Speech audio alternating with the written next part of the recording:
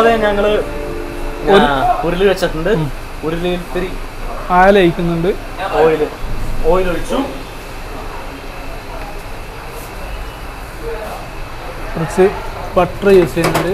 കുറച്ച് ബട്ടർ ഓയിലൊപ്പം തന്നെ butter use ചെയ്തിട്ടുണ്ട്. നമ്മള് കപ്സയാണ്.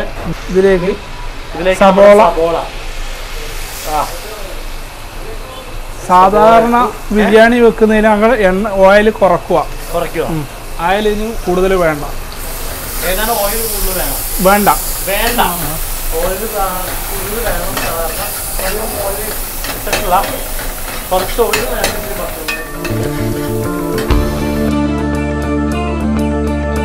ഇതിലേക്ക് ഇഞ്ചി വെളുത്തുള്ളി അരച്ചത് പേസ്റ്റാക്കിയത് ഇതിലേക്ക് ഇട്ടതിന് ശേഷം ഒരു ടൊമാറ്റോ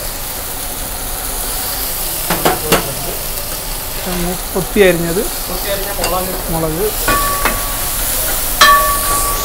ഇതിലേക്ക് മട്ടൻ ബോയിൽ ചെയ്ത മട്ടൻ വേണ്ടി ഞാൻ ബോയിൽ ചെയ്ത് വെച്ചിട്ടുണ്ട്. കുറച്ച് മഞ്ഞൾപ്പൊടി, കുറച്ച് കുരുമുളക് പൊടി ഉണ്ട്. ഇത് ഉണക്കിയ ചെറുനാരങ്ങ.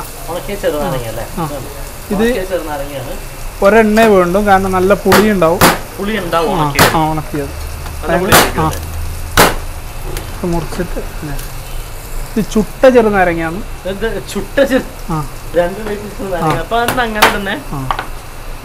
അറേബ്യൻ ഡിഷിന്റെ ഒരു ഇതാണ്. അറേബ്യൻ ഡിഷിന്റെ ഒരു മാതൃകയാണ്.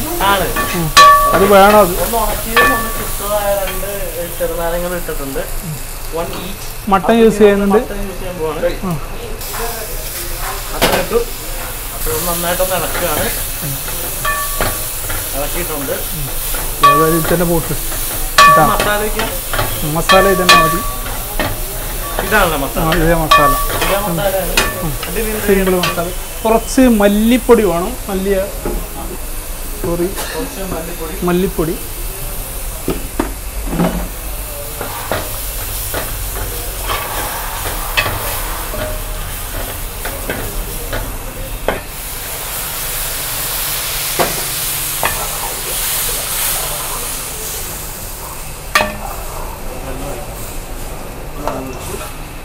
ഇനി അല്പം മൂടി വെച്ച് മട്ടൺ ഒന്ന് വേവണം.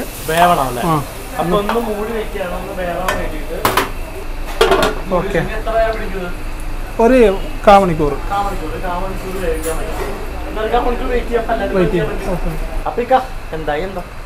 ആയി. നമുക്ക് നോക്കാം. ഏകദേശം മട്ടൻ വെന്തു. ഇത് അരി കുതിർത്തി വെച്ചാണ് ബസ്മതി റൈസ്. ഇതാണ് പിന്നെ വെള്ളത്തിലിട്ട് കുതിർത്തി വെച്ചത്.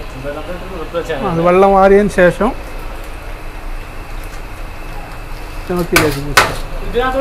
ഇതിലേക്ക് ഇടുക.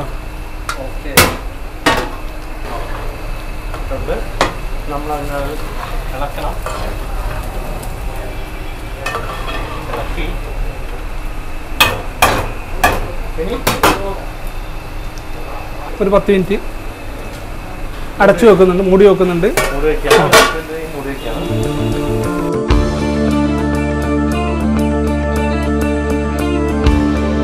അപ്പൊ കുറെ നേരത്തെ കാത്തിരിപ്പിന് ശേഷം നമ്മുടെ കപ്സ, അല്ല മട്ടൻ കപ്സ റെഡി ആയി തോന്നണേ അല്ലേ? തുറന്നു വെള്ളം മൊത്തം വറ്റി മസാല എല്ലാം കയറിയ ചോറിലൊക്കെ പിടിച്ചിട്ടുണ്ട്. അതിലേക്ക് കുറച്ച് കസ്തൂർ മേത്തി കൊടുത്ത് സംഭവം വേറൊന്നുമില്ല. അപ്പൊ നമ്മുടെ കപ്സ ആയിട്ടുണ്ട്. കുറച്ച് മേത്തി, കുറച്ച് മല്ലിയില എല്ലാം അങ്ങ് തൂവി ഒന്ന് ഇളക്കിയിട്ട് ഇളക്കണം. അപ്പൊ നമ്മുടെ കപ്സ ആയിട്ടുണ്ട്. ചിക്കൻ ബ്രൂണ മട്ടൻ കപ്സ. മട്ടൻ കപ്സയാണ് ഇവിടെ കൂടുതൽ പോകുന്നത്. മട്ടൻ കപ്സ, ചിക്കൻ കൂടുതൽ. എനിക്കും കൂടുതൽ അതായിരിക്കും.